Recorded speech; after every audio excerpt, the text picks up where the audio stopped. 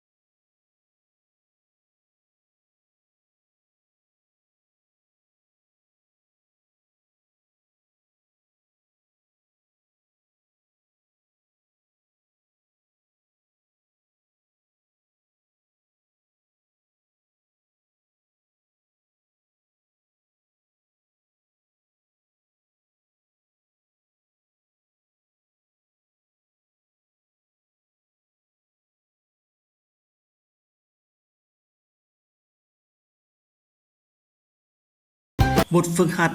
ทดสอบความจำคำศัพท์ในบทเรียนที่12จงเบิ่งรูปแล้วตอบคำถามว่ารูปที่เห็นนั้นแม่นเกี่ยวกับอาชีพหยังผู้นี้เฮ็ดอาชีพหยัง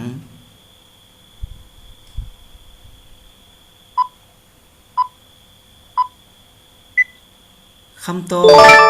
ตำรวจผู้นี้เฮ็ดอาชีพหยัง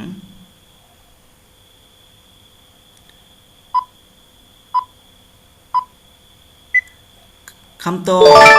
ทหารเขาเจ้าเฮ็ดอาชีพหยัง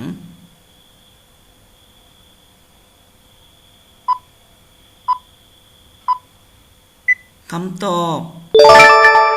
ทานหมอผู้นี้เฮ็ดอาชีพหยัง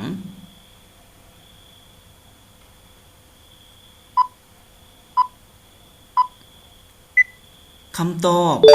พยาบาลผู้นี้เฮ็ดอาชีพหยัง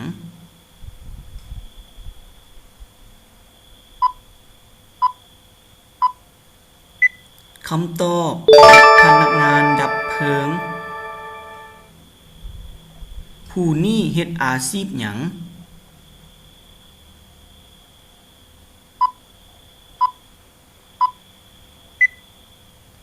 คำตอบผู้สอนหรืออาจารย์เขาเจ้าเฮ็ดอาชีพหยัง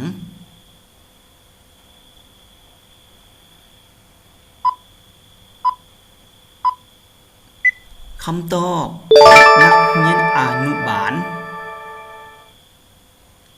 เขาเจ้าเฮ็ดอาชีพหยัง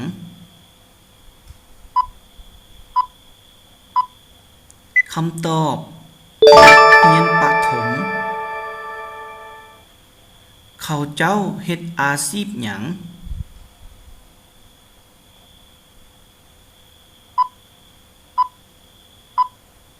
คำตอบนักเรียนมัธยมเขาเจ้าเฮ็ดอาชีพหยัง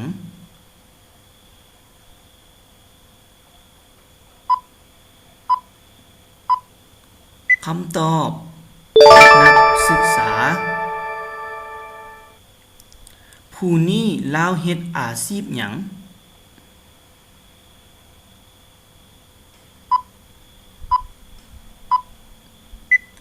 คำตอบนักวิศวกรผู้นี้ลาวเฮ็ดอาชีพหยัง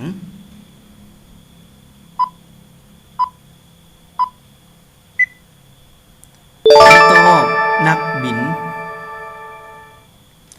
เขาเจ้าเฮ็ดอาชีพหยัง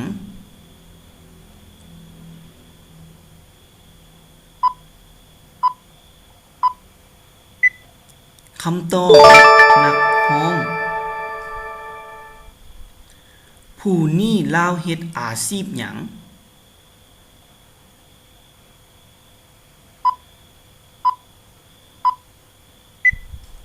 คำตอบนักมวยเขาเจ้าเฮ็ดอาชีพหยัง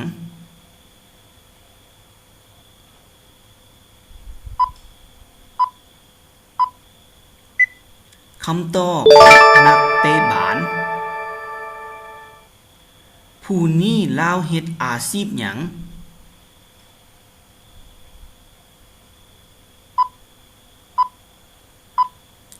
คำตอบ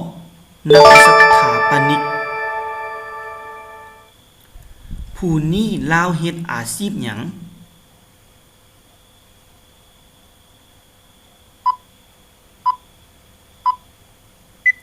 คำตอบพ่อครัวผู้นี้ลาวเฮ็ดอาชีพหยัง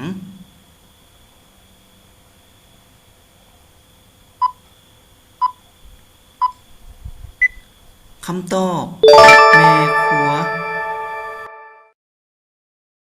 ผู้นี้ลาวเฮ็ดอาชีพหยัง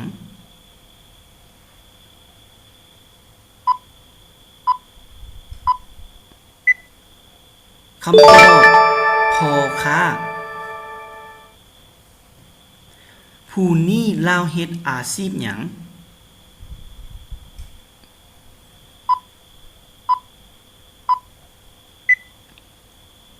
คำตอบแม่ค้าผู้นี้ลาวเฮ็ดอาชีพหยัง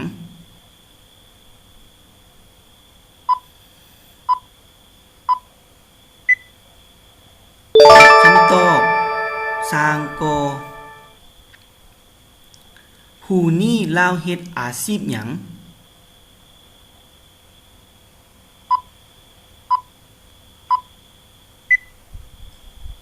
คำตอบ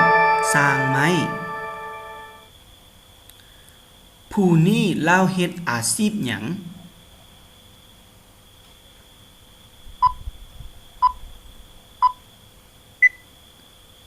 คำตอบสร้างไฟฟ้าผู้นี้ลาวเฮ็ดอาชีพหยัง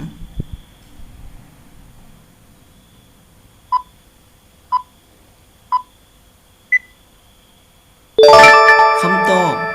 สร้างน้ำประปาผู้นี้ลาวเฮ็ดอาชีพหยัง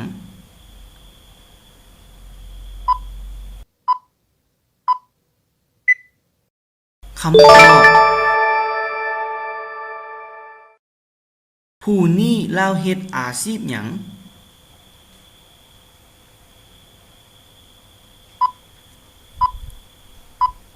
คำตอบสร้างภาษีผู้นี้ลาวเฮ็ดอาชีพหยัง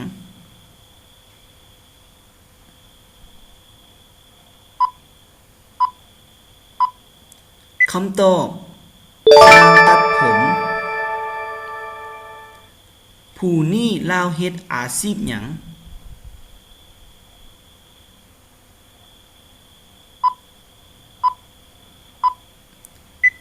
คำตอบสร้างคอมพิวเตอร์ผู้นี้ลาวเฮ็ดอาชีพหยัง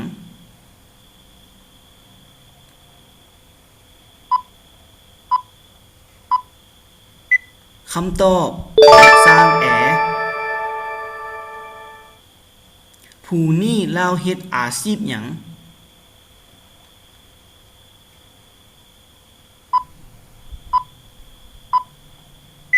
คำตอบคนขับรถผู้นี้ลาวเฮ็ดอาชีพหยัง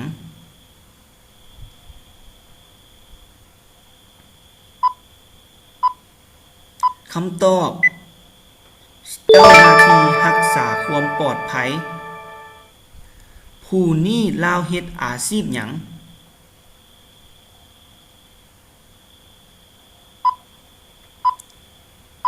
คำตอบคนสวนผู้นี้ลาวเฮ็ดอาชีพหยัง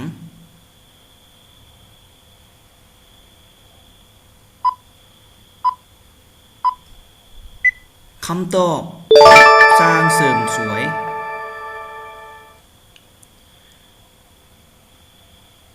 สำหรับบทฝึกหัดทวนคืนบทที่12จบเพียงเท่านี้ติดตามชมได้ใหม่ในบทเรียนหน้า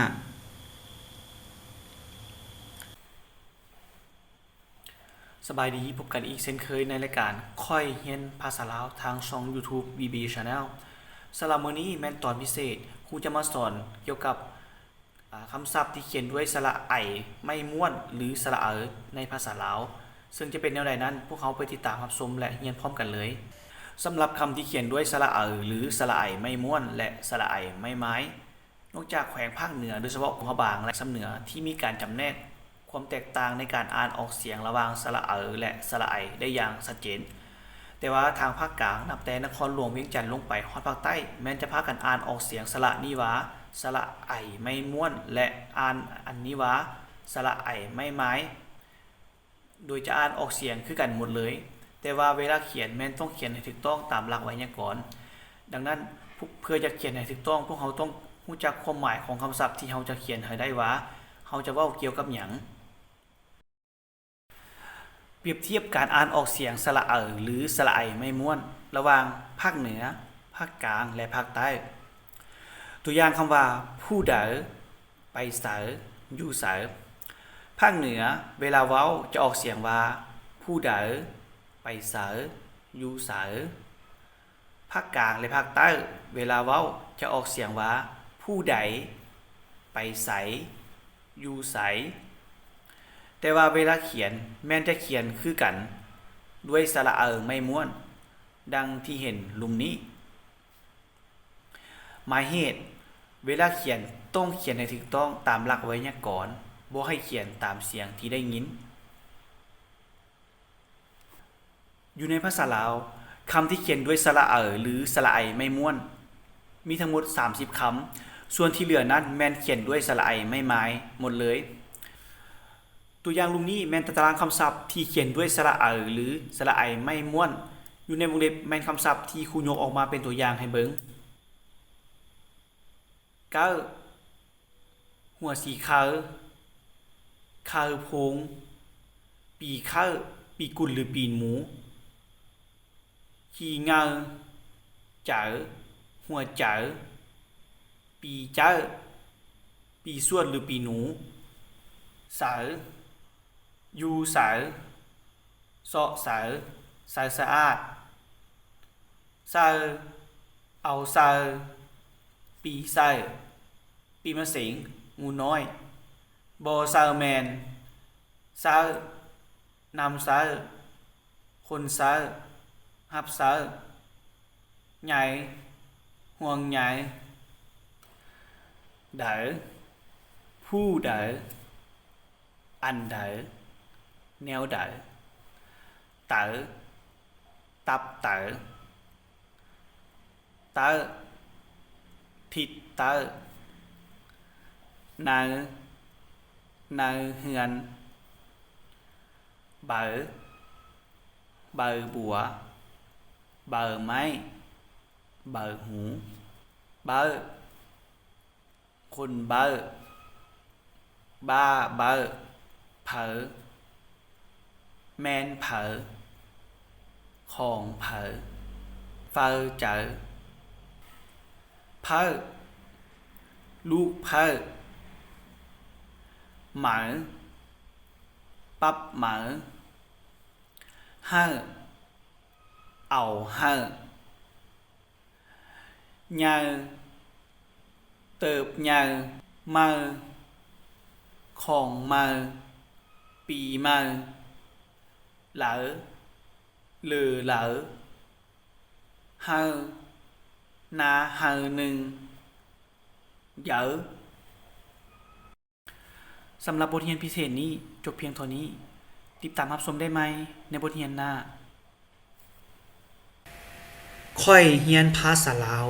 บทที่18ตอนที่1ภาคไวยากรณ์ประเภทของคำเว้าในภาษาลาวประเภทของคำเว้าในภาษาลาวคำเว้าในภาษาลาวแบ่งออกเป็น7ประเภทคือ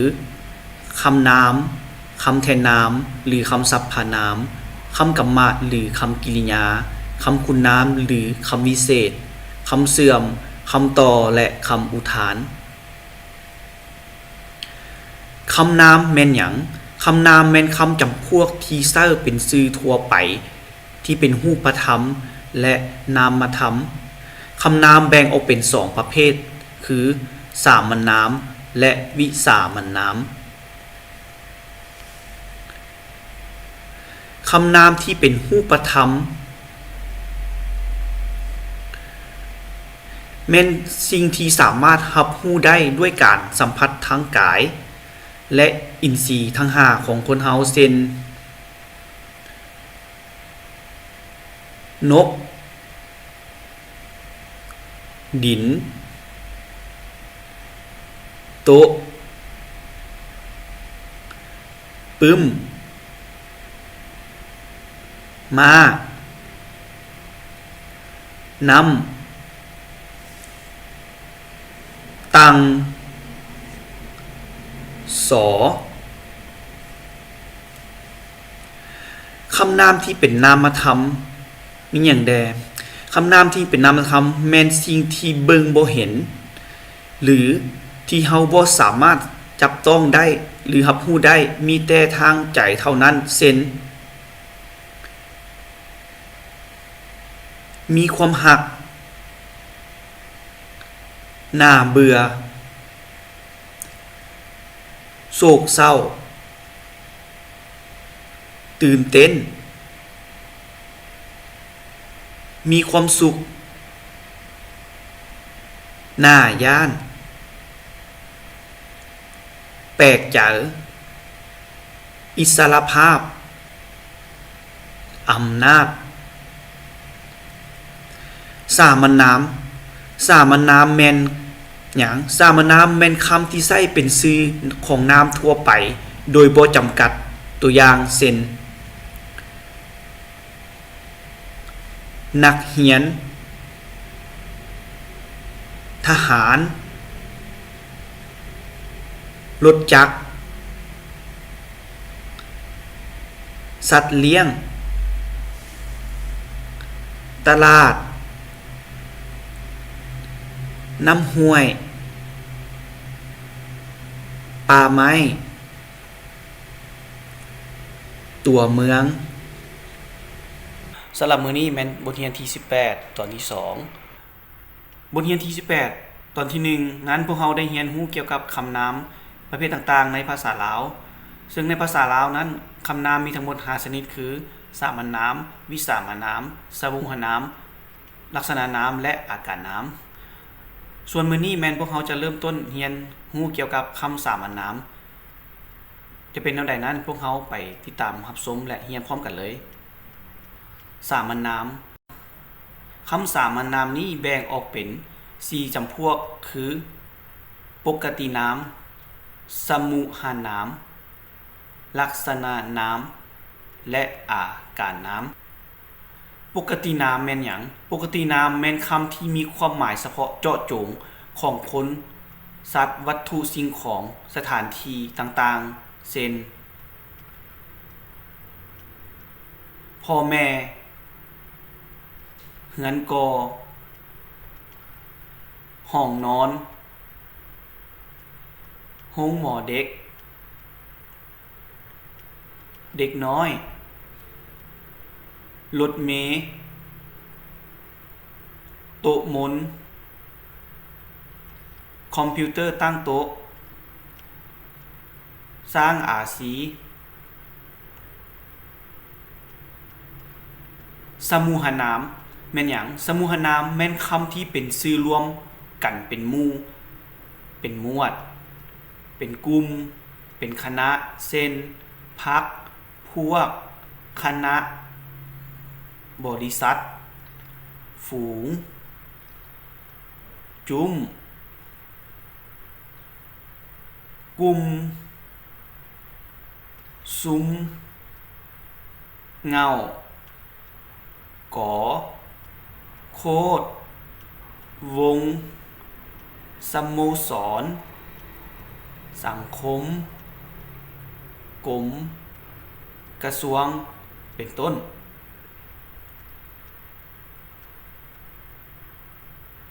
ตัวอย่าง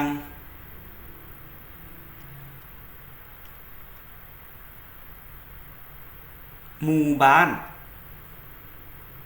วงดนตรีผ พวกนักเรียนคณะผู้แทนฝูงควายสโมสรอาร์เซนอลลักษณะนามแม่นคำจำพวกปกตินามและสมูหนามแต่เอามาใช้บอกลักษณะของคำนามที่อยู่ข้างหน้าเช่นเฮือน2หลังหมากหมู5หน่วยสร้าง2โตคำว่าหลังโตหน่วยแม่นลักษณะนามคำลักษณะนามต้องอยู่ท้ายจำนวนนับเสมอถ้าหากว่าคำจำนวนนับแม่น1คำจะเป็นลักษณะนามนั้นต้องอยู่ข้างหน้าหรือข้างหลังของจำนวนนับก็ได้เช่นควายโต1หรือ1โตเฮือน1หลังหรือเฮือนหลัง1หมายเหตุถ้าหากว่าจำนวนนับแม่นเลข2ต้องเขียนอยู่ข้างหน้าคำลักษณะนามเท่านั้นเช่นหมู่2โตในกรณีที่ใช้คำว่าเดี่ยวแทนคำว่า1คำลักษณะนามนั้นต้องอยู่ทางหน้าเสมอตัวอย่างเช่นสอก้านเดี่ยวรถคันเดี่ยวเป็นต้นนอกจากนี้เฮายังสามารถใช้คำสามัญนามชื่อเดียวกันเป็นลักษณะนามได้เช่นกันเช่นห้องเรียน3ห้องคน3คนเมือง4เมืองคำว่าห้องคนเมืองที่อยู่ท้ายคำนี้เป็นลักษณะนามลักษณะนามมี3หมวดหมู่ดังนี้ 1. ลักษณะนามบอกสนิท 2. ลักษณะนามบอกหมวดหมู่ 3. ลักษณะนามบอกสันฐานลักษณะนามบอกสนิทแม่นคำที่เฮาใช้วางทัดจำนวนนับตั้งแต่เลข0ขึ้นไปยกเว้นเลข1เฮาสามารถวางไว้ก่อนหน้าหรือหลังตัวเลขตัวอย่างม้า1โตหรือม้าโต1ลักษณะนามบอกสนิทประกอบด้วยคำต่างๆลุมนี้องค์ใช้สำหรับเจ้าชีวิตพระสงฆ์หรือพระพุทธรูปในพุทธศาสนาเช่น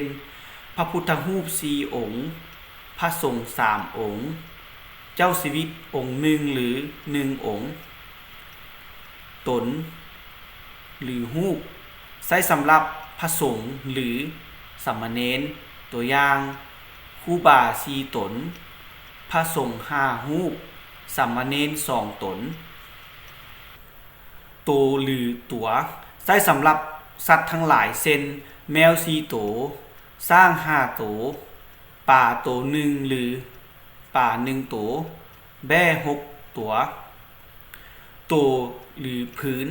ใช้สำหรับเครื่องนึ่งห่มเช่นผ้า5ผืนทรง3ผืนเสื้อ7โตผ้าปูบอนผืน1คนใช้สำหรับคนทั่วไปเช่นกรรมกร2คนนักเรียน12คนและอื่นๆด่างใช้สำหรับสิ่งที่ทักษานด้วยเสือกทุกประเภทเช่นแห่4ด่างมุ้งด่าง1หมอง2ด่างตานางเสือก3ด่างและอื่นๆหน่วยใช้สำหรับหมากไม้วัตถุที่มีรูปร่างกลมเครื่องไฟฟ้าเครื่องอิเล็กทรอนิกส์เครื่องเฟอร์นิเจอร์เครื่องใช้สอยภูผากระเป๋าหมวกโมงและอื่นๆเช่นหมากเกี้ยง2หน่วยตัง5หน่วยหมากบาน3หน่วยโทรศัพท์1หน่วยโทรภาพ1หน่วยหม้อหุงข้าว8หน่วยภูเขา2หน่วยและอื่นๆหัวใช้สำหรับปึ้มพืชชนิดเป็นหัวเช่นปึ้ม2หัวมันด่าง3หัวมันเผา4หัวกะหล่ำปี6หัวและอื่นๆลำใช้สำหรับไม้พืชชนิดที่เป็นลำซื่อเหือบินเหือและอื่นๆเช่นไม้ไผ่2ลำ เรือจักร1 ลำเรือบิน2 ลำอ้อย10 ลำและอื่นๆกกหรือต้นใช้สำหรับวัตถุที่เป็นหุ้มหางซื่อยาวต้นไม้เป็นกอและอื่นๆเช่นต้นพร้าว2 กกต้นม่วง5 ต้นเสาเฮือน3 ต้นต้นสาลี1 ต้นเบ๋อสำหรับเบ๋อไม้วัตถุสิ่งของที่มีหุ้มหางน้อยบางหรือสิ่งที่เป็นเบ๋อและอื่นๆตัวอย่างใบม่วง3 เบ๋อเงินเบ๋อ50,000 5 เบ๋อเจี้ย5 เบ๋อรูปติดบัตร2 เบ๋อใบประกาศใบทะเบียนรถใบขับขี่ใบสำรวจใบเสนอใบคำห้องและอื่นๆแผ่นใช้สำหรับวัตถุที่มีหุ้มหางเรียบเป็นแผ่นบางที่มีขนาดแต่น้อยหาใหญ่และกว้างอาหารหรือโลหะที่เป็นแผ่นบางๆและอื่นๆตัวอย่างเพดาน1 แผ่นสังกะสี5 แผ่นโรตี2 แผ่นกะโหล10 แผ่นผ้ายาง2 แผ่นแผ่นทองแดงและอื่นๆคันใช้สำหรับรถคันโฮมตัวอย่างรถจักร2 คันรถถีบ4 คันคันโฮม2 คันก้อนใช้สำหรับวัตถุหรืออาหารที่เป็นก้อนตัวอย่างข้าวจี2 ก้อนกะแลม1 ก้อนกาละเป่า2 ก้อนข้าวนม5 ก้อนดินจี30 ก้อนและอื่นๆป๋องใช้เอิ้นสิ่งที่ใช้บรรจุธาตุแหลว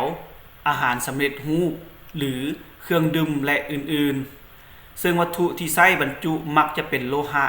ตัวอย่างป่องป่า1 ป๋องเป๊ปซี่3 ป๋องเบียร์ลาว4 ป๋องและอื่นๆตุ๊บใช้เอิ้นสิ่งที่บรรจุธาตุแหลวธาตุแข็งและอื่นๆซึ่งจะเฮ็ดด้วยยางพลาสติกเช่นน้ำดื่ม1 ตุ๊กน้ำมันเครื่อง2 ตุ๊กน้ำเป๊ปซี่5 ตุ๊กน้ำส้ม3 ตุ๊กน้ำยาล้างจาน2 ตุ๊กและอื่นๆดวงใช้สำหรับเว้าถึงดาราศาสตร์หรือดาวเคราะห์อยู่ถึงระบบสุริยะจักรวาลมีดผ้าซิวดาบหอกจกส่วนเสียมสแตมป์และอื่นๆตัวอย่างดาวล้านดวงดาวอังคารดวง1ผ้า3 ดวงสแตมป์10 ดวงมีด3 ดวงเสียม2 ดวงและอื่นๆเนื่องยางสิ่งอันแนวใช้สำหรับอาหารและสิ่งของต่างๆเช่นอาหาร3 เนื่องของ3 อย่างมีจัดแนวและอื่นๆกระบอกหรือบอกใช้สำหรับปืนเช่นปืน5 กระบอกคู่หรือฝาแฝดใช้สำหรับสิ่งของใดหนึ่งคนและสัตว์ที่มี2 อย่างคือกันหรือคล้ายคือกันเช่นเกิบคู่หนึ่งเด็กน้อยฝาแฝดไก่คู่หนึ่งและอื่นๆกีบใช้สำหรับเงินและสิ่งของบางอย่างและดอกไม้เช่นเงิน500 กีบกีบดอกไม้5 กีบพับเจี้ยเป็นกีบและอื่นๆเรื่องใช้สำหรับหนังสือและวรรณคดีต่างๆเช่นนิทาน10 เรื่องนวนิยาย5 เรื่องรูปเงา6 เรื่องแก้วใช้สำหรับเอิ้นทิ้งที่ใช้บรรจุเป็นแก้วตัวอย่างเช่นเบียร์ลาว5 แก้วน้ำหมักเกี้ยง2 แก้วเหล้าแวง2 แก้วและอื่นๆลอดใช้สำหรับเอิ้นสิ่งที่ใช้บรรจุธาตุแหลวเป็นส่วนใหญ่และมีขนาดน้อยและบ่ใหญ่ปานใดวัสดุที่ใช้มักจะเป็นยางและแก้วตัวอย่างยาสีแก้ว2 หลอดยาคั้นเส้น3 หลอดน้ำหอม2 หลอดยาต้านเสื้อ5 หลอดครีมล้างหน้า1 หลอดและอื่นๆ ขวดใช้สำหรับเอิ้นภาชนะที่ใช้บรรจุธาตุแหลวหรือธาตุแข็งที่เฮ็ดด้วยแก้วโลหะหรือยางพลาสติกมีรูปทรงส่วนใหญ่บ่สูงมีคอและปากแคบตัวอย่างน้ำดื่ม1ขวดขวดนมขวดเบียร์และอื่นๆบังใช้สำหรับเอิ้นไม้ปองที่ตัดเป็นท่อนน้อยๆวัตถุสิ่งของหรือเครื่องประดิษฐ์ที่เป็นรูปทรงกลมทางในเป็นรูปที่สามารถบรรจุสิ่งของต่างๆได้ตัวอย่างเช่นบั้งไฟดอกบั้งข้าวหลามบั้งซีดหยาบั้งดับเพลิงบั้งออกซิและอื่นๆอันแม้นสามารถใช้แทนสิ่งของได้เกือบทุกประเภทที่มีขนาดน้อยอาหารหรือสิ่งที่เป็นก้อนที่เฮาสามารถจับต้องได้ส่วนหลายแม้นจะใช้ในภาษาปากเว้าแต่ภาษาเขียนต้องเขียนโดยให้ใช้ลักษณะนามให้มันถูกต้องตามประเภทของมันตัวอย่างเช่นข้าวนม2อันแวน3อันกับไฟ2อันเครื่องคิดเลข3อันไม้ถูพื้น2อันและอื่นๆสำหรับบทเรียนที่18ตอนที่2จบเพียงเท่านี้ที่ตามมาชมได้ใหม่ในตอนหน้าถ้าว่าท่านมักอย่าลืมกด Subscribe เพื่อติดตามและกดกระดิ่งเพื่อการแจ้งเตือนเมื่อมีการอัปเดตบทเรียนใหม่และอย่าลืมกดไลค์และกดแชร์เพื่อเป็นกำลังใจให้ครูด้วยค่อยเรียนภาษาลาวบทที่19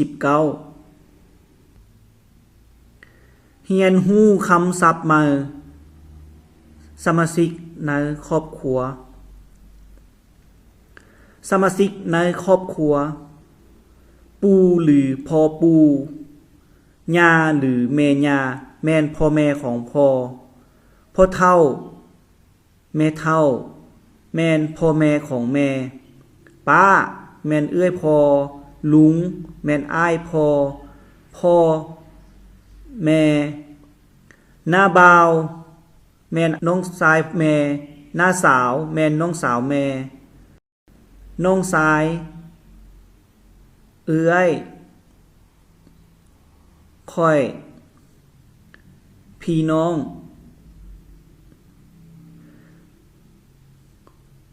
ปู่หรือพ่อปู่ย่าหรือแม่ย่าคำว่าปู่ย่าแม่นใช้สำหรับให้ลูกพาหรือลูกเอิ้นพ่อแม่ของพ่อ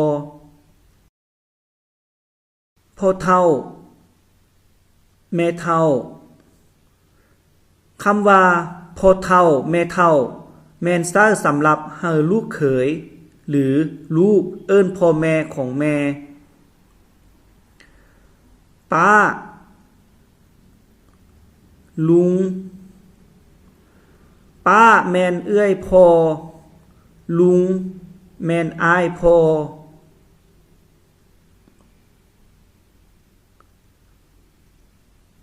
น้าสาวน้าบ่าวน้าสาวแม่นน้องสาวแม่น้าบ่าวแม่นน้องชายแม่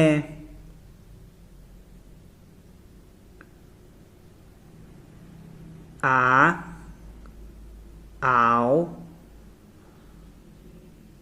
แม่นน้องสาวพ่อหรือเมียน้องชายพ่ออาวแม่นน้องชายพ่อพวกน้องพากันจื้อคำศัพท์ได้หมดแล้วบ่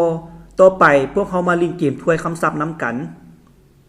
จงเบิ่งรูปและฟังคำถามที่ครูเว้าแล้วตอบให้ถูกต้องพ่อแม่ของพ่อลูกต้องเอิ้นเพิ่นว่าแนวใดคำตอบปู่ย่าพ่อแม่ของแม่ลูกต้องเอิ้นเพิ่นว่าแนวใด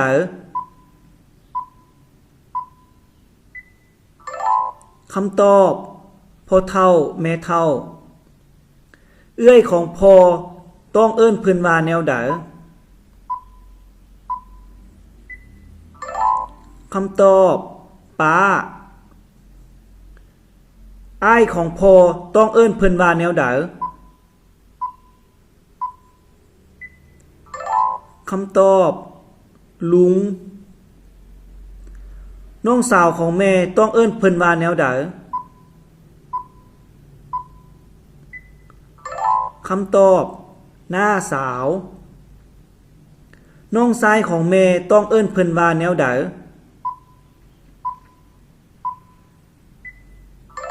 คำตอบหน้าบ่าวน้องสาวของพ่อต้องเอิ้นเพิ่นว่าแนวใดคำตอบอาน้องชายของพ่อต้องเอิ้นเพิ่นว่าแนวใด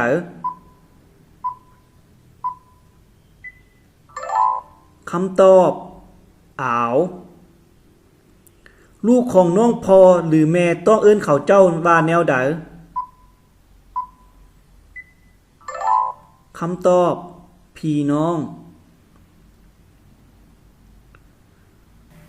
สำหรับบทเรียนภาษาลาวฉบับรวมบทที่16หาบทที่19จบเพียงเท่านี้ติดตามรับชมได้ใหม่ในตอนหน้าถ้าบ่ทันมักอย่าลืมกด Subscribe เพื่อติดตามและกดกระดิ่งเพื่อรับการแจ้งเตือนเมื่อมีการอัปเดตบทเรียนใหม่และอย่าลืมกดไลค์และกดแชร์เพื่อเป็นกำลังใจให้พวกเราด้วย